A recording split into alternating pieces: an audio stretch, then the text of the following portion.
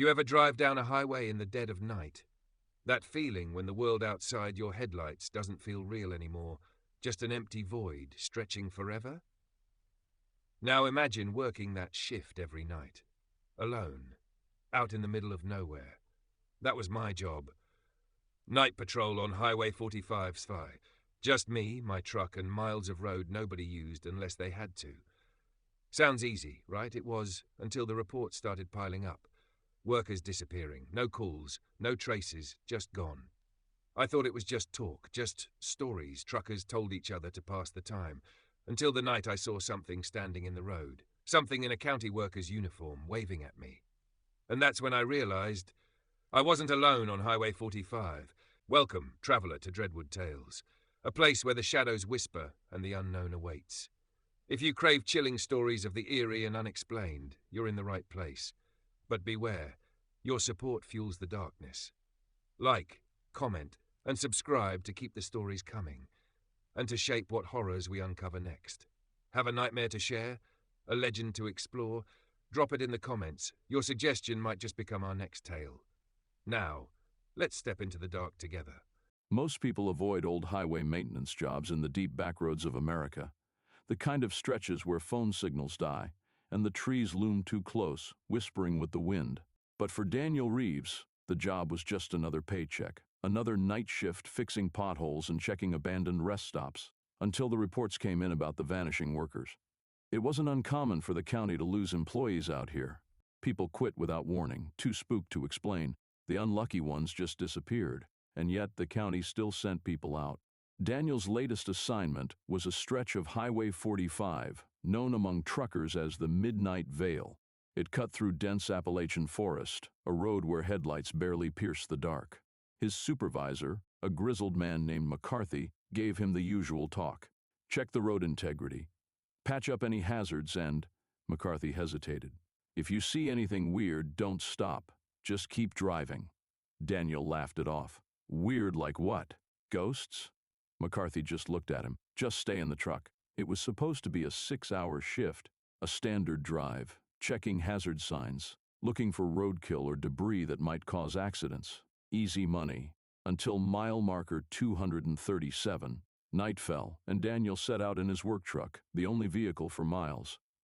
The first hour was quiet, except for the static-ridden dispatch radio and the rhythmic hum of his tires. Then, just past mile marker 237, he saw it.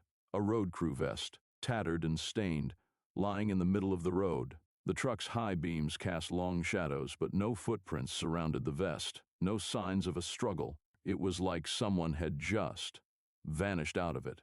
He leaned forward, about to put the truck in reverse, when movement in the tree line caught his eye. Something tall, something watching. He squinted, reaching for his flashlight. The woods were dense, the blackness swallowing his high beams before they could reach beyond the first row of trees. But he knew something was out there. Then the radio static blasted in his ear, making him jolt, a voice garbled, broken. "Help, still here, don't truck." Daniel's blood ran cold. McCarthy's voice. He grabbed the radio. "McCarthy, where are you?"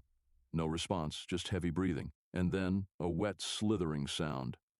His truck's floodlights flickered, and for a split second he saw it, a figure too tall for a man, its limbs unnaturally long, its face not a face at all, just stretched, pale skin, twisted in mimicry of a human expression, a grotesque copy of something it had once seen. And the worst part, it was wearing McCarthy's uniform. The wind howled through the trees, carrying a sound that sent ice down his spine, a voice his own mimicked perfectly. "Where are you?" Daniel froze. That thing wasn't just wearing McCarthy's uniform, it was learning. It took a step closer, then another. Daniel's body screamed at him to run. Daniel floored the gas, the truck skidding on loose gravel as he tore away. His heart pounded in his ears, but he didn't dare look back. Not until the headlights caught something in his mirror. The creature didn't chase him, no. It just tilted its head, watching. Then, in an unnatural jerky motion, it waved, as if it knew he'd be back. The highway twisted through the trees, and soon the thing was gone. The floodlights from the county dispatch station appeared ahead, a beacon of safety in the night. Daniel pulled in, hands shaking as he parked the truck. He jumped out and ran inside, panting. "McCarthy, he's out there. Something took him." The room went silent.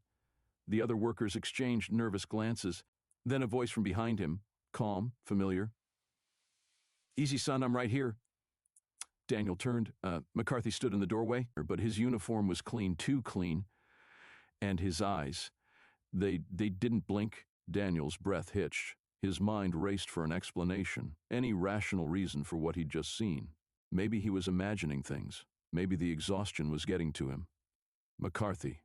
His own voice sounded weak. The supervisor smiled. "You look pale, son. Maybe you ought to sit down."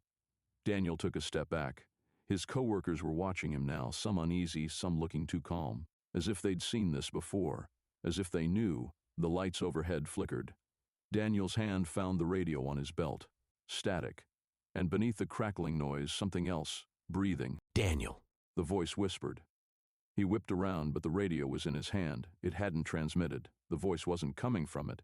It was coming from McCarthy. His mouth hadn't moved, but the voice, it was his own. And then McCarthy's lips twisted into a slow, unnatural grin.